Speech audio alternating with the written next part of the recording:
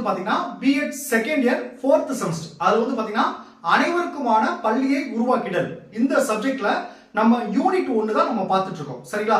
இந்த யூனிட் 1ல இன்னைக்கு நம்ம பார்க்க போற क्वेश्चन வந்து ஒரு முக்கியமான 10 மார்க் क्वेश्चन. இந்த क्वेश्चन வந்து உங்களுக்கு எக்ஸாம் வரதுக்கான வாய்ப்பு அதிகமா இருக்கு. சரிங்களா? அது என்ன क्वेश्चन அதை சொல்றதுக்கு முன்னாடி நம்மளுடைய கிளாஸ்ல புதுசா ஜாயின் பண்றதுக்கு நிறைய பேர் கால் பண்றீங்க. நம்மளுடைய கிளாஸ்ல நீங்க எப்படி ஜாயின் பண்ணணும்னா என்னுடைய மொபைல் நம்பர் 9159084262 இந்த நம்பருக்கு நீங்க கால் பண்ணுங்க. நம்மளுடைய கிளாஸ்ல நீங்க எப்படி ஜாயின் பண்ணலாம் சொல்லி அவங்களுக்கு டீடைலா சொல்லிடுவேன். அதே மாதிரி புதுசா ஜாயின் பண்ணவங்களுக்கும் நான் இதுவரைக்கும் நடந்த அந்த பழைய நோட்ஸ் எல்லாமே நான் உங்களுக்கு டீடைலா சொல்லிடுவேன். ஜாயின் பண்ண விருப்பப்படுறவங்க என்னுடைய மொபைல் நம்பருக்கு கால் பண்ணி டீடைலா கேட்டு அதுக்கப்புறம் நம்ம கிளாஸ்ல ஜாயின் பண்ணிக்கலாம். ஓகே, இந்த ஃபர்ஸ்ட் யூனிட்ல இன்னைக்கு நம்ம பார்க்க போற क्वेश्चन பாத்தீங்கன்னா நல்லா கவனிங்க. சிறப்பு தேவைகளுடைய குழந்தைகளுக்காக பல்வேறு கல்வி திட்டங்கள். பாருங்க, சிறப்பு தேவைகளுடைய நான் அப்படி சொல்லியிருக்கேன். இந்த சப்ஜெக்டே வந்து இயல்பான குழந்தைகளுக்கும், அதாவது எந்த ஒரு குறைபாடும் இல்லாத குழந்தைகளுக்கும், அடுத்து செயலாற்றல் குறைபாடு ஏதாவது குறைபாடு உள்ள குழந்தைகளும் ரெண்டு பேரும் சேர்ந்து ஒரே பள்ளியில படிக்க வைக்கணும். அந்த ஊனமுற்றவர்கள், அந்த செயலாற்றல் குறைபாடு உள்ள குழந்தைகள் தனியா படிக்க வச்சுனா அவங்களுக்கு ஒரு தாழ்வு மனப்பான்மை வந்துடும். சமுதாயத்துல நம்ம ஒதுக்கி வைக்கிறாங்கன்னு நினைச்சிருவாங்க. அந்த மாதிரிலாம் இருக்கக்கூடாதுன்றக்காகத்தான் இந்த அனைவருக்குமான பள்ளி உருவாக்கிடல் அந்த சப்ஜெக்டை அவங்க கொண்டு வந்தாங்க. அதுவும் இப்ப இருக்க அந்த ஆசிரியர்கள் வந்து அதை தெரிஞ்சுக்கணும். அந்த மாதிரி ஊனமுற்றவர்கள் ஒதுக்கி வைக்க கூடாது. சரிங்களா? அதுக்கு என்னென்ன விஷயம்லாம் இந்த அனைவருக்குமான பள்ளி உருவாக்கிடல கொண்டு வந்திருக்காங்க அப்படின்றதா இந்த கேள்வி. இப்ப இதை சொல்றப்போ உங்களுக்கு ஒரு டவுட் வரும். சார் எப்படி சார் நார்மல் குழந்தைகளோட, அதாவது எந்த குறைபாடும் இல்லாத குழந்தைகளோடு குறைபாடு உள்ள குழந்தைகளை ஒன்னா சேர்ந்து படிக்கிறப்ப நிறைய ப்ராப்ளம் வரும் சார். இப்ப பாருங்க, காது வந்து கம்ப்ளீட்டா கேட்காம இருக்குச்சுங்க. அதை வந்து இயல்பு நிலை குழந்தைகள், நான் எந்த குறைபாடு உள்ள குழந்தைகளை சேர்ந்து படிக்க வச்சா அவனுக்கு எப்படி புரியும்? இந்த மாதிரி நிறைய விஷயம் இருக்கும். இப்போ ஒரு ஊனமுற்ற குழந்தைகளுக்கு சார் அவங்க எப்படி சார் பள்ளி படிக்கிறது நடந்து வருவாங்க? எப்படி சார் நார்மலா உட்கார அந்த மாணவர்கள் உட்கார அந்த மேஜர் நாட்கள் எப்படி சார் உட்காருவாங்க? இந்த மாதிரி நிறைய இருக்கும். ஸோ ரெண்டு பேரும் சேர்ந்து வச்சு படிக்கிறதுல நிறைய ப்ராப்ளம் இருக்கு வருமே சார். இது எப்படி சார் சரி பண்றது? அதுக்கு தான் என்ன சொல்லிருக்காங்க, இந்த டெனோ மற்றும் ரெனால்ட் இந்த ரெண்டு பேர் நல்லா கவனிச்சுங்க. இந்த டெனோ மற்றும் ரெனால்ட் இவங்க வந்து இந்த 7 படிநிலைகள் சொல்றாங்க. அதாவது 7 விஷயம் சொல்றாங்க. இந்த 7 விஷயத்தை ஃபாலோ பண்ணா இயல்பு குழந்தைகள், செயலாற்றல் குறைபாடுகள் ரெண்டு பேரும் சேர்ந்து படிக்கிறதுக்கு ரொம்ப உதவியா இருக்கும். சரிங்களா? சோ அந்த 7 படிநிலைகள் தான் இந்த கேள்வியில நம்ம பார்க்க போறோம். இப்போ உங்களுக்கு புரிஞ்சுச்சா? அதாவது எந்த குறைபாடுள்ள குழந்தைகள், இயல்பு நிலை குழந்தைகளுடன் செயலாற்றல் குறைபாடுள்ள குழந்தைகள் வந்து சேர்ந்து படிக்கிறப்ப 7 படிநிலைகளை நம்ம ஃபாலோ பண்ணனா இது சாத்தியமாகும். இந்த அனைவருக்குமான பள்ளியை உருவாக்கல சாத்தியமாகும் சொல்றாரு. அந்த 7 படிநிலைகள் என்ன அப்படின்னு நம்ம ஒவ்வொன்றா பார்க்க போறோம். சரிங்களா? இப்போ நம்ம ஃபர்ஸ்ட் பார்க்க போறது படிநிலை 1. நல்லா கவனிச்சுக்க, 7 படிநிலை இருக்கு. நான் ஒவ்வொரு படிநிலை சொல்றப்ப நீங்க ஒன் டைம் கவனிச்சுட்டாவே போதும். நீங்க புக்கை கூட ரீட் பண்ண தேவையில்லை. இந்த கிளாஸ் மட்டும் நீங்க ஒன் டைம் கவனிச்சுட்டாவே வந்து இந்த கேள்வி கேட்டா நீங்களா ஓனா எழுத முடியும். சரிங்களா? சோ அதனால தான் நான் கிளாஸ் ஒன் டைம் கவனிச்சுட்டு அப்புறம் நான் அனுப்புற நோட்ஸ் நீங்க எடுத்து படிக்க நான் சொல்றேன். சரிங்களா? இப்ப நிலை 1 என்னன்னு பார்ப்போம். இப்ப நிலை 1ல இவங்க என்ன கொடுத்திருக்காங்க அப்படின்னா முறையான வகுப்பறை கற்பித்தல். முறையான வகுப்பறை கற்பித்தல் என்ன அப்படின்னு பாத்தீங்கன்னா இதுல வந்து ஒரு 4 முக்கியமான பாயிண்ட் அவங்க சொல்றாங்க. முதல் பாயிண்ட் பாருங்க, இது மிகவும் ஒருங்கிணைந்த கல்வி திட்டம்.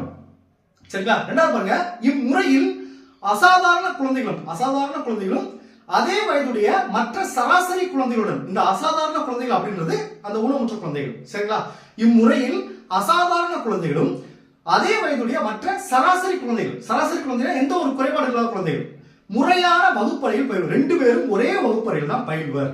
சரிங்களா? இந்த முறைப்படி, அதாவது படிநிலை 1 படி.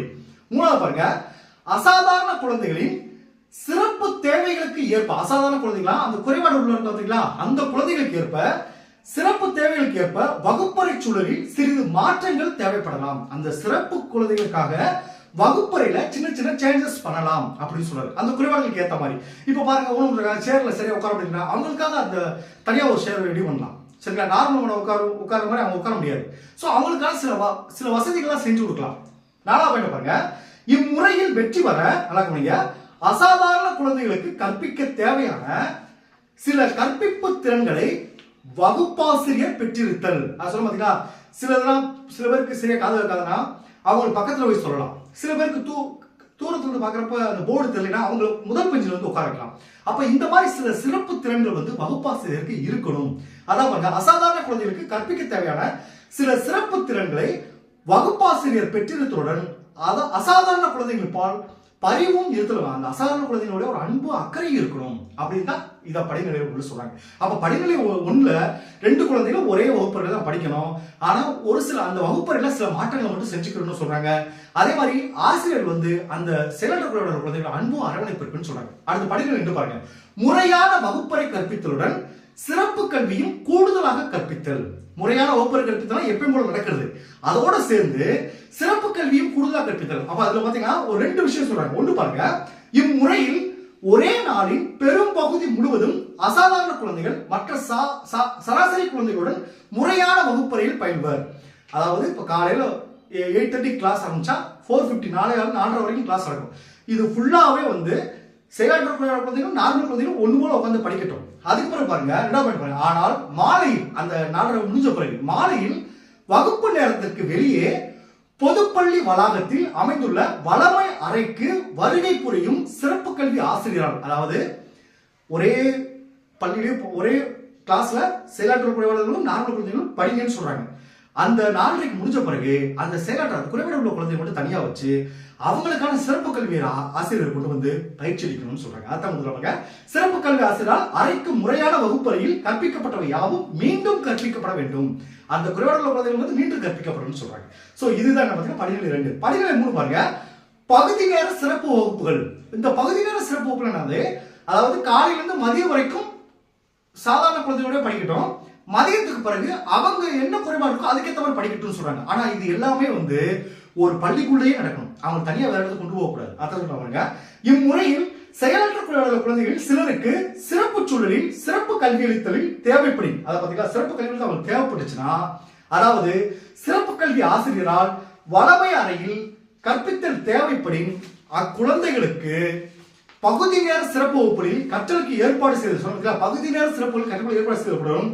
மீதம் உள்ள பள்ளி நேரம் முழுவதும் முறையான வகுப்புகளில் கற்றல் சேவையில் ஈடுபடுவார். மற்ற நேரம் நார்மல் படிப்பாங்க. அடுத்து படிநிலை 4 பாருங்க, முழு நேர சிறப்பு வகுப்புகள்.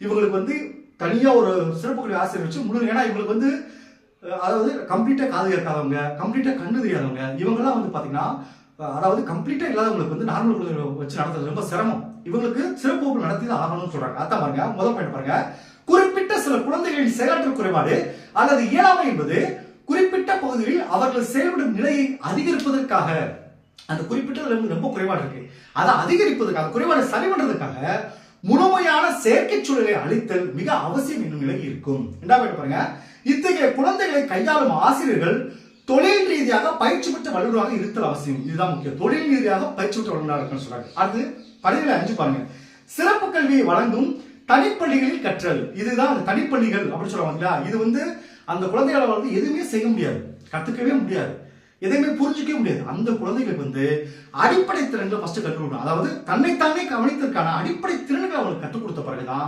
நார்மல் பள்ளி கொண்டு வரும்னு சொல்றாங்க. அதான் முதல் பாயிண்ட் பாருங்க, சில வகை உடல்நல குறைபாடுகள் உடைய குழந்தைகள் குறிப்பிட்ட வகை குறைபாடு உடையவருக்கு என அமைந்துள்ள சிறப்பு பள்ளிகளில் வருடம் முழுவதும் பயிலுதல் அவசியமாகும். ஏன்னா அந்த குறைபாடு சரி பண்ண முடியாது.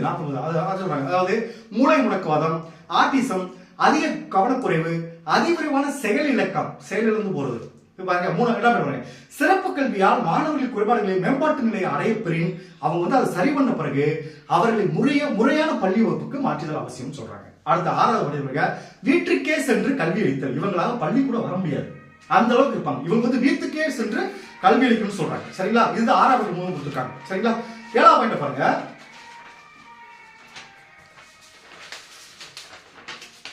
அடுத்து 7 பாருங்க,